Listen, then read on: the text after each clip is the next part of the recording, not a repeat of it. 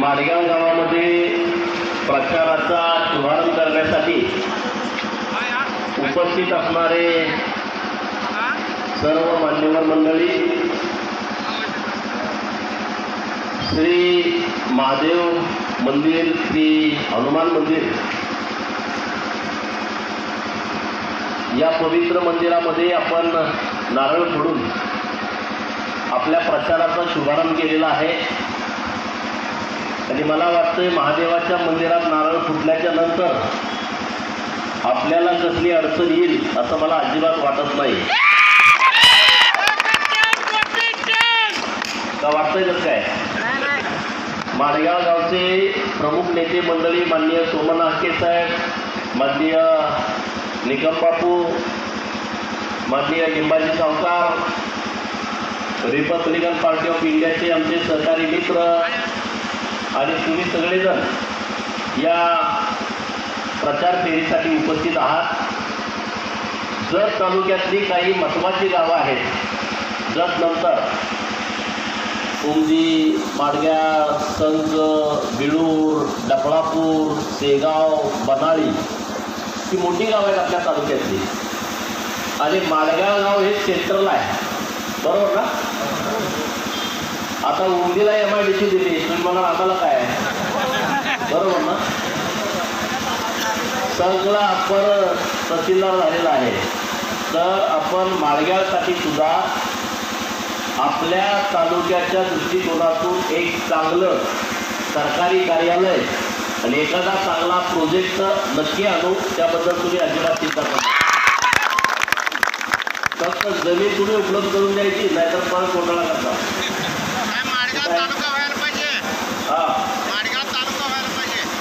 माडगाव तालुका व्हायला पाहिजे. बघा, त्याची एक बैठक आपण माननीय महसूल मंत्री महोदयांसोबत लावली होती की जत तालुक्याचं त्रिविभाजन झालं पाहिजे आणि डांगट समिती सरकारनं गठीत केलेली आहे. या समितीकडे आपल्याला आचारसंहिता झाल्याच्या नंतर जायचं आहे. उमदी, संक, माडगाव आपण समन्वय साधून कशा पद्धतीनं आपल्याला पुढे जाता येईल त्याचा आपण विचार करू नक्की. परंतु एक चांगलं युनिट आपल्या गावामध्ये येईल याचा शब्द मी तुम्हाला देतोय. ते कुठलं युनिट, काय युनिट ते 23 तारखेनंतर सांगतो.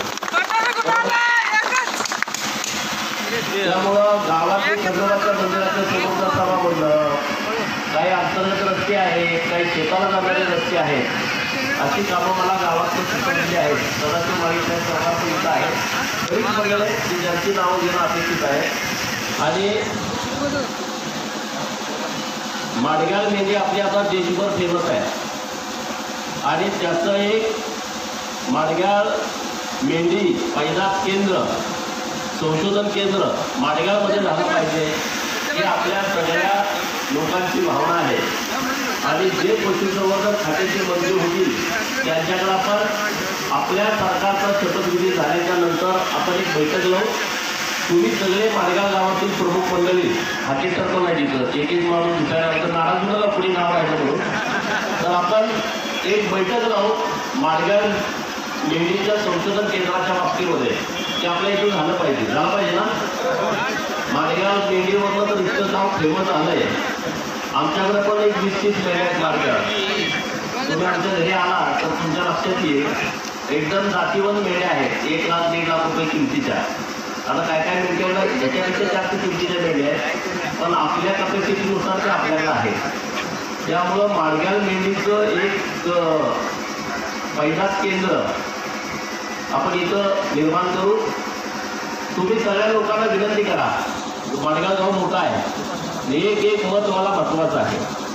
मला पाडायसाठी काही मतं इकडं तिकडं विभागणी करण्यासाठी सांगतायत, त्यांना माझी हात जोडून विनंती आहे, त्यातून आउटपुट काय निघणार आहे?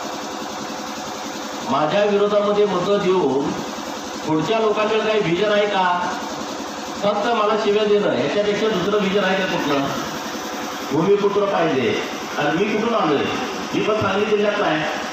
मी या भागासाठी काम केलंय, या भागाच्या लोकांनी आग्रह केला म्हणून मी चालू. जी काही उगत आलोय अशाचा भाग नाही. या तालुक्यातील अनेक नेते मंडळी 6 महिन्यापासून माझ्याकडं म्हणत होते की तुम्ही इथं उभा राहायला पाहिजे। एका दिवसात काही उमेदवारी इथं झालेली नाही।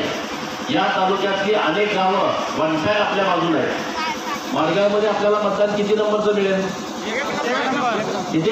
1 नंबर। आणि ते जास्त फरकानं कसं मिळेल याची तुम्ही काळजी घ्या। जेवढं लीड तुम्ही मला द्याल त्या लीडनं मी निधी गावात देणार।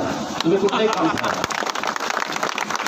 मी परवा पाणी सोडायला तिकडे गेलतो पलीकडं, येताना मला परीट वस्तीवरची लोक म्हटली की आमच्या इथं पूल नाही। परीट वस्तीचं कोण कोण आहे इथं? तिथं जाता येते का? माळी वस्तीवर जाता येत नाही। कुठे? धुमाळ वस्ती, धुमाळे वस्तीवरती परीट वस्तीला पण वाटतंय बरोबर, त्यांची अडचण आहे, ती पण माझ्या कानावरती आली। तुम्हाला डिसेंबरमध्ये तुमचा विषय मिटवून देतो। धुमाळ वस्तीला मी पुण्यासाठी पैसे दिलेले आहेत, निधी दिलेला आहे, वर्क ऑर्डर आहे, काम चालू होईल। म्हणजे तुम्ही मला भेटायची पण आवश्यकता नाही। मला प्रश्न कळाला की मी त्याचं उत्तर शोधत असतो। मग तुम्ही कुठला आहे, तुम्ही कुठल्या जातीचं आहे, तुम्ही कुठल्या विचारता आहे याच्याशी मला देणं गेलं नाही।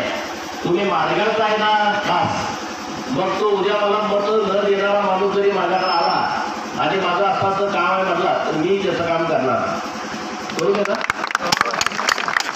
तुम्ही परत मला मतं दिली त्याचं काय काम केलं? शेवटी काय आहे लोकशाहीमध्ये निवडणूक 20 तारखेला संध्याकाळी संपून गेली का आपल्या तालुक्याच्या विकासाच्या बाबतीत आपल्याला काम करायचं। त्यासाठी संघर्ष सुरू आपण सरकारबरोबर। आपलं जरी सरकार असलं तरी आपल्याला संघर्ष करायची वेळ आली तरी मी करेन जर तालुक्यासाठी, इथल्या लोकांच्यासाठी, इथल्या प्रश्नांच्यासाठी। त्याबद्दल तुम्ही अजिबात चिंता करू नका। गावात जास्तीत जास्त